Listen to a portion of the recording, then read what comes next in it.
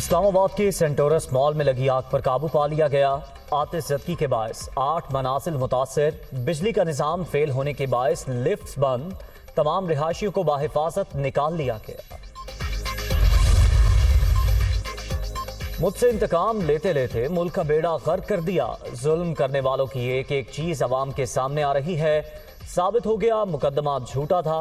जब करप्शन का कोई अंसर ही नहीं मिला तो फिर सजा किस बात की। मेरी जिंदगी के 5 साल जाया हो गए, सवाल पूछना तो बनता है। नवाज शरीफ की लंदन में गुफ्तगू।